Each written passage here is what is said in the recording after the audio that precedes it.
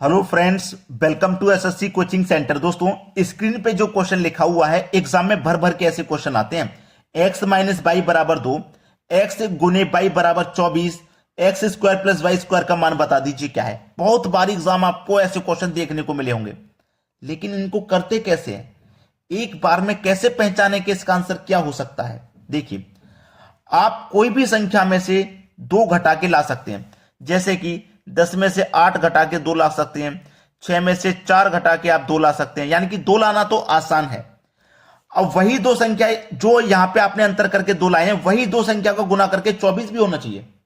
ठीक है, वही दो संख्याओं का गुना करके 24 भी होना चाहिए। तो देखिए, मैंने यहां पे इनका अंतर किया था 2, लेकिन इन्हीं दोनों का गुना करके 24 आ जाएगा क्या? नहीं आएगा। 6 में से 4 घटा के 2 आ गया, क्या 6 और 4 का मल्टीप्लाई 24 हो जाएगा? 6 चौके 24, बिल्कुल सही है। बस मिल गया आंसर। यानी कि x हमारा 6 है, y हमारा 4 है। 6 में से 4 को घटा दूंगा, 2 मिल जाएगा। x मेरा 6 है, y मेरा 4 है, 6 चौके 24 मिल जाएगा। मल्टीप्लाई करने पे मुझे दोनों जगह सेम संख्या मिल गई, वही सेम संख्या यहां पे रखी जाएंगी। यानी कि x का मान मेरा 6 है तो 6 का स्क्वायर कर दूं, y का मान 4 है तो 4 का स्क्वायर कर दूं, ये संख्या मुझे मिल जाएगी। चलिए, 6 का स्क्वायर कितना होता है? 36। 4 का स्क्वायर 16, 36 में जोड़ दो 16। भाई 36 में 16 जोड़ूंगा तो कितना मिल जाएगा?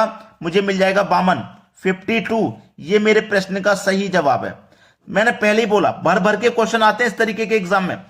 आपको यहां देखना है कि दो तो आप ला सकते हो, लेकिन वही दो संख्या से जो 2 लाए हो, वही दो संख्या से मल्टीप्लाई करके यहां पे भी संख्या मिलनी चाहिए, तभी वही दो संख्या यहां पे पता चलेंगी आपको। क्लियर है? सभी को समझ में आया? अब देखते हैं अगला सवाल। अगला प्रश्न है, ए स्क्वायर माइनस बी स्क्वायर बराबर 80 है, ए प्लस बी बराबर 10 है, तो ए माइनस बी बराबर क्या होगा? फिर से बहुत तगड़ा वाला सवाल आ गया। इस बार हमें स्क्वायरों की वैल्यू दे रखी है। ए स्क्वायर माइनस बी स्क्वायर बराबर 80, मतलब मैं कोई दो स्क्वायर लेता हूं, उनका अंतर करता हूं तो 80 मिलना चाहिए, और उन्हीं दोनों संख्याओं को जोड़ के मुझे 10 भी मिलना चाहिए। तो मेरे दिमाग में तुरंत क्लिक क्या होगा? तुरंत क्लिक कि चलिए, अगर मैं 9 का स्क्वायर करता हूं 81 है, और 1 का स्क्वायर करता हूं 1 है। ये 9 का स्क्वायर है और ये 1 का स्क्वायर है, दोनों का अंतर करवा रहा है ना, अंतर कर दो। 81 में से 1 जाएगा, यानी कि 81 में से 1 जाएगा, 80 मुझको मिल जाएगा। ठीक है, ए का मान मेरा ये है, बी का मान मेरा ये है। ठीक है, वही ए और बी का मान यहां रख देता हूं मैं। ए का मान मेरा कितना रखा था मैंने? 9 है ना, प्लस बी का मान मेरा कितना? 1, और दोनों को जोड़ूंगा 10 मिल जाएगा। करेक्ट आंसर मुझे मिल गया। यानी कि मुझे वो संख्याएं पता लग गई जो ए और बी का मान है। ए का मान मेरा कितना है? 9। ठीक है, 9 का स्क्वायर करूंगा, माइनस बी का मान मेरा 1, 1 का स्क्वायर कर दूंगा, मुझे 80 मिल जाएगा। कैसे मिलेगा? क्योंकि 9 का स्क्वायर 81 होता है, 1 का स्क्वायर 1, 81 में से 1 घटा दूंगा, 80 मिल जाएगा। मिला कि नहीं? मुझे यह पता लग गया है कि मेरा ए का मान 9 है तो ए की जगह 9 रखूंगा, प्लस बी का मान 1 है तो 1 रखूंगा, 9 जोड़ूंगा 1 जोड़ूंगा 10 हो जाएगा कि नहीं? भाई ए का मान बी का मान मुझे दोनों का पता है। ए का मान 9, बी का मान 1, अंतर करवा रहा है, कर दो, 8 आंसर आ जाएगा कि नहीं? बोलिए, कोई शब्द है आपके पास जो आप ये कह सकें कि मेरी समझ में नहीं आया? आसानी से समझ में आ जाता है, बस थोड़ा सा प्रैक्टिस और करने की जरूरत है। चलिए, अब देखते हैं अगला सवाल। अगला सवाल है, ए प्लस बी बराबर 5, ए गुने बी बराबर 6, ए स्क्वायर माइनस बी स्क्वायर बराबर क्या? ये थोड़ा सा आपको हैवी और कठिन सवाल लग रहा होगा। भाई देखिए, हैवी और कठिन कुछ नहीं है, बस थोड़ा सा संख्याओं का हेरफेर है। संख्याओं को समझ के आप देखो 5 कैसे बना सकते हो। 4 में 1 जोड़ोगे 5, जोड़ना ही तो है। भाई 3 में आप 2 जोड़ोगे तो भी 5 बनेगा। क्लियर है ना? भाई 4 में 1 जोड़ोगे 5, 3 में 2 जोड़ोगे 5, इन्हीं संख्याओं से तो 5 बनना है, क्योंकि 5 मेरा प्लस का बनना है। अगर मैं यहां पे क्या करूं, यहां पे पहले 2 ले लूं, फिर बाद में 3 ले लूं तब भी 5, पहले 1 ले लूं बाद में 4 ले लूं तब भी 5, ऐसे तो बनेगा भाई। चलिए, फिर उन्हीं दो संख्याओं का मल्टीप्लाई करने से 6 बनना चाहिए। तो 4 का मल्टीप्लाई 1 से करूंगा 6 नहीं बनेगा, 3 और 2 से 6 बन जाएगा, 3 दूने का 6। यानी कि वो संख्या मेरी 3 और 2 है। यानी कि ए का मान 3, 2 का मान, बी का मान 2, जोड़ेंगे तो 5। ए का मान 3, बी का मान 2, 3 दूने का 6। ए का मान 3 स्क्वायर करवा रहा है, बी का मान 2 स्क्वायर करवा रहा है, आंसर मिल गया भाई। 3 का स्क्वायर 9, 2 का स्क्वायर 4, 9 में से घटा दो 4, आंसर आ गया 5। सवाल खत्म। सवाल हो गया भाई खत्म। ऐसे सवालों को करने में आपको कितना समय लगने वाला है, कमेंट करके जरूर बताइएगा। आपको पहले आते थे कि नहीं? चलिए अब देखते हैं अगला प्रश्न।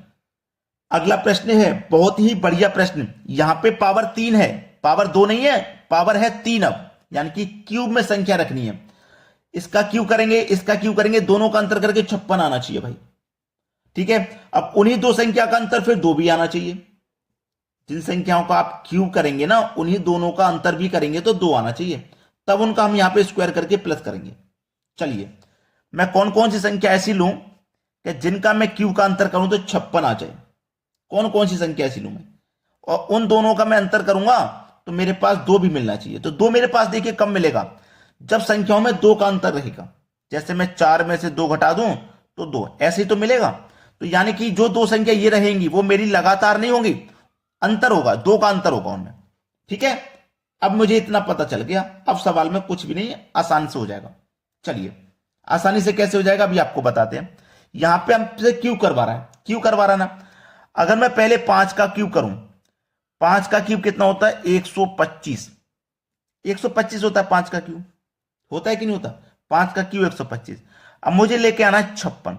तो यहां पे देखिए पहले मैं 56 को माइनस कर देता हूं, 11 में से 6 जाएगा, 11 में से 6 जाएगा तो 5 बचेगा, और 11 में से 5 जाएगा, यहां 125 होता है 5 का क्यूब, इसको पहले मैं 56 को माइनस कर रहा हूं।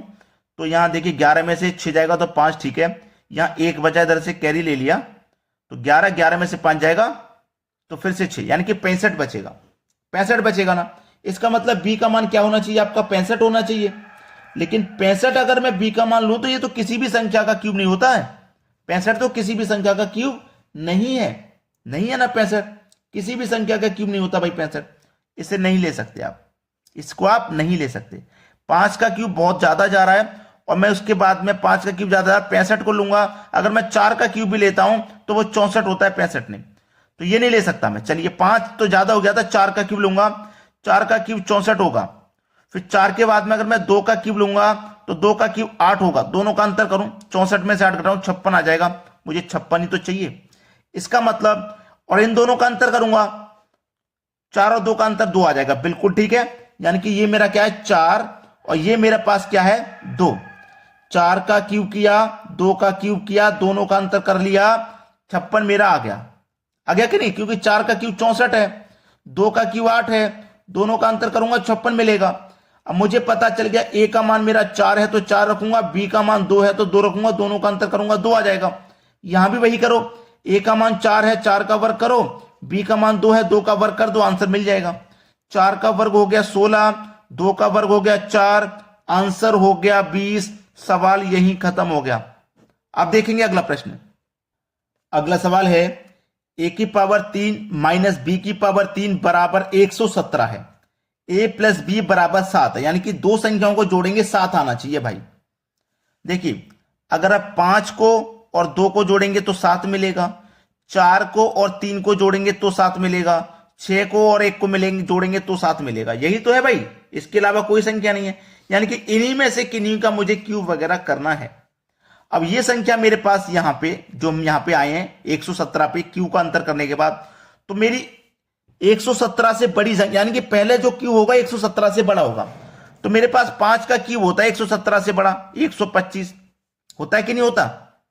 और मैं 2 का अगर क्यूब करता हूं तो 8 होता है, दोनों का अगर मैं अंतर करूं तो 125 में से 8 घटाऊंगा 117 ही मिल जाएगा। तो इसका मतलब ये मेरा 5 है, 5 का क्यूब करो, ये मेरा 2 है, 2 का क्यूब कर दो, 117 मुझे मिल जाएगा, क्योंकि 5 का क्यूब 125, 2 का क्यूब 8, दोनों का अंतर 117। ए की वैल्यू 5 है, बी की वैल्यू 2 है, 5 और 2 जोड़ोगे 7, ए की वैल्यू 5 है, 5 का वर्ग कर दो, बी की वैल्यू 2 है, 2 का वर्ग कर दो, 5 का वर्ग करोगे तो 25 और 2 का वर्ग करोगे तो 4, जोड़ दीजिए आंसर हो जाएगा 29। सवाल खत्म हो गया भाई, सवाल खत्म हो गया। शेयर और लाइक मांगता हूं दोस्तों आपसे, और कुछ नहीं, इतना काम कर दीजिए। आप अच्छे से पेपर की तैयारी कीजिए, हमारे साथ रेगुलर तैयारी कीजिए, आपका एग्जाम जरूर पास होगा। ठीक है दोस्तों, धन्यवाद।